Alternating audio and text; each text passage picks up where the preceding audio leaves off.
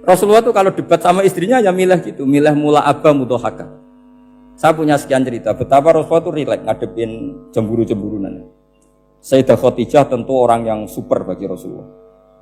Sampai ketika adiknya Sayyidah Khadijah, kalau nggak salah namanya itu Halah itu, kalau datang itu Rasulullah itu menjamu karena mengingatkan suara Khadijah. Kalau muji Khadijah itu sudah langit Rasulullah. Sehingga Aisyah itu cemburu. Bagaimana Anda selalu muji Khadijah? Waqad abdalakallahu khairan minha.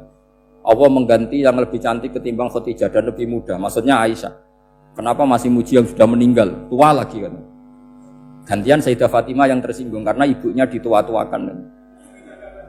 Itu ketika Fatimah cemburu, mangkelnya sama Sayyidah Aisyah. Mangkel manusiawi loh. Enggak usah kamu jadi Syiah terus benci Aisyah itu. Karena kalau kamu jadi benci Aisyah berarti kamu nganggap Aisyah itu salah. Dan itu efeknya di Rasulullah, berarti Rasulullah milih istri yang salah. Makanya kita ini madzhabnya ahli sunnah. Abu Bakar tidak mal'un. Kenapa tidak mal'un?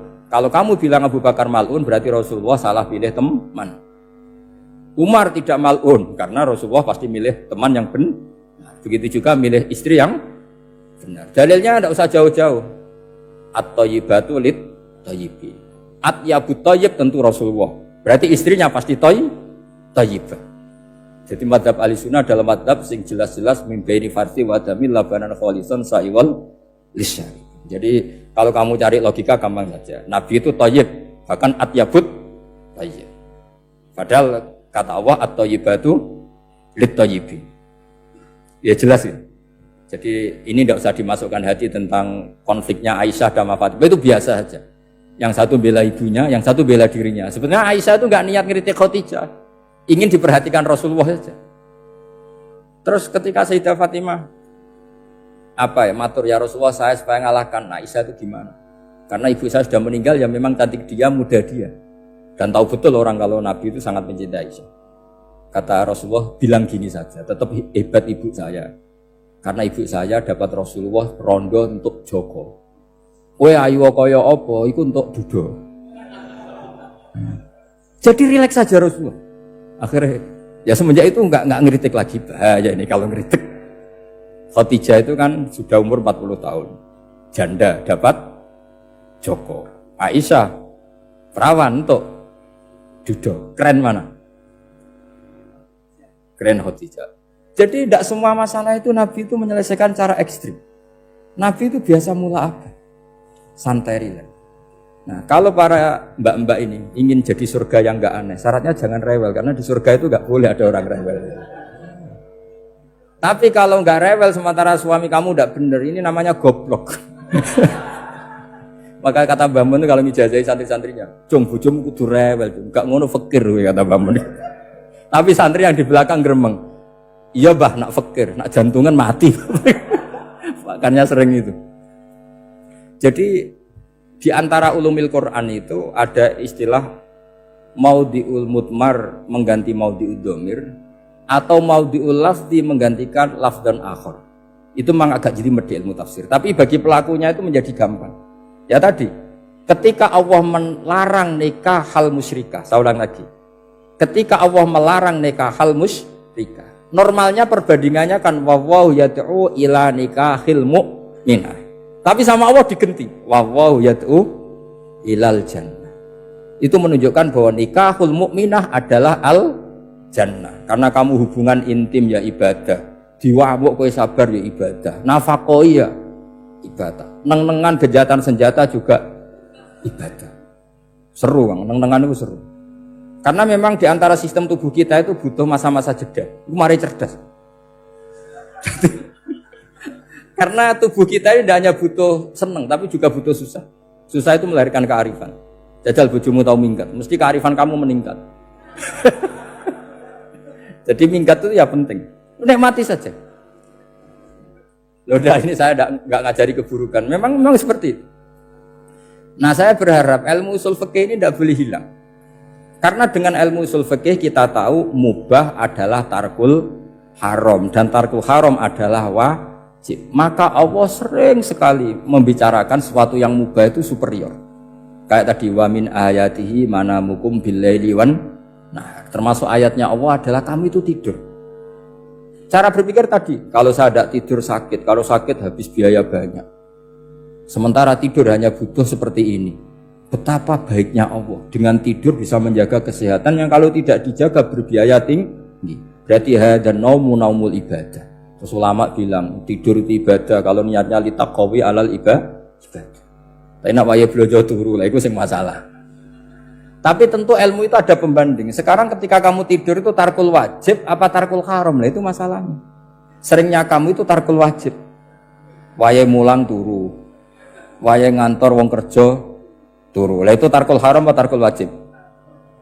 Tarkul wajib. Kalau tarkul wajib berarti status tidur kamu haram. Sudah pinter ini sudah maju ini sudah maju. Jadi saya belajar usul fikih lagi-lagi karena untuk menjadi mufassir itu harus menguasai balaghah, menguasai usul fikih, menguasai lisanul arabi. Nah, lisanul arabi yang sering saya contohkan berkali-kali. Saya punya kitab namanya Ar-Risalah. Orisinil karangannya Imam Syafi'i. Saya baca beberapa kali khatam. Juga saya beberapa kali bacakan santri. Itu kalau memaknai Quran secara lisanul arabi itu gampang sekali. Gampang sekali. Ketika Imam Syafi'i mengatakan kamu boleh tayamum ketika bepergian dan saat bepergian itu tidak menemukan air. Syaratnya kamu tolabul ma', cari-cari dulu. Ketika ditanya sama ashabus Syafi'i, kenapa harus cari-cari dulu? Jawabannya enteng. Li'anna Allah ta'ala yaqul falam tajidu ma'an wa la yuqalu liman lam yatlub lam yajid.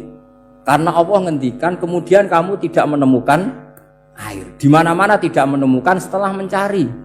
Kalau belum mencari namanya tidak tahu. Jadi dari kata falam tajidumaan kemudian kamu tidak menemukan. Tidak menemukan berarti apa? Setelah mencari. Sehingga beliau mensyaratkan dicari-cari dulu, baru berkesimpulan tidak menemukan. Nah setelah tidak menemukan kamu baru boleh tayang. Segampang itu ilmu usul fikih di depan Imam Syafi'i. Ulumul Quran dianalisis dengan usul fisik. Ketika ditanya, kenapa Anda mensyaratkan nikah itu pakai wali? Ayatnya apa? Kalau hadisnya jelas, la nikaha illa biwaliyin mursyidin. Ayatnya apa? Imam Syafi'i secara enteng baca ayat fala ta'duluhunna ayyankihna azwajahunna idza tarawdu bainahum bil ma'ruf.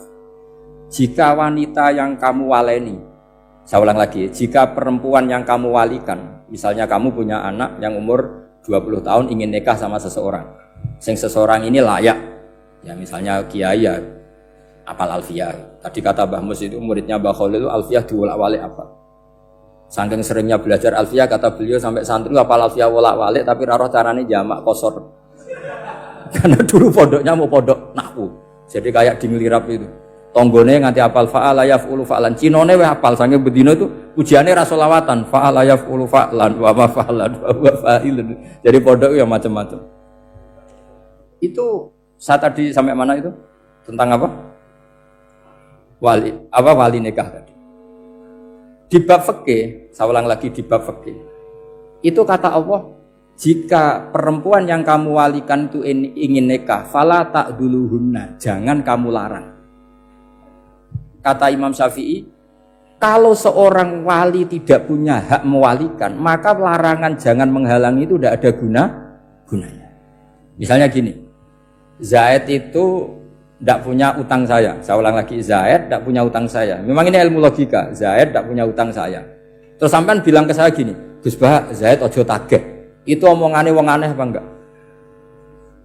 Aneh kan? Tapi kalau Zaid punya utang saya 1 juta, terus kamu menasihati saya, Gus Zaid ojo tagih. Benar apa enggak? Wali itu punya hak melarang. Saya ulang lagi, wali berarti punya hak melarang putrinya tidak nikah. Jika diperintahkan Allah, kamu jangan pernah melarang. Berarti punya hak melarang. Kayak tadi, Gus ojo tagih, berarti aku dia hak nagih. Misalnya otoritas bandara ATR, pesawat Boeing sekian-sekian Lion, bolehkan landing di sini. Karena operatornya punya hak melarang. Juga punya hak mengizinkan. Tapi kalau orang lain kamu bilangin pesawat Lion nggak boleh landing di Semarang, orang lain yang nggak terkait dengan otoritas itu, aneh nggak omongan itu? Aneh. Kalau wali dilarang menghalangi perempuan ingin nikah harus memberi izin maksudnya, maka berarti wali punya hak menikahkan. Paham yang saya maksud? Makanya Imam Syafi'i mensyaratkan seorang perempuan yang nikah harus pakai wali. Jadi segampang itu. Kitab Ar-Risalah menerangkan ulumul Quran.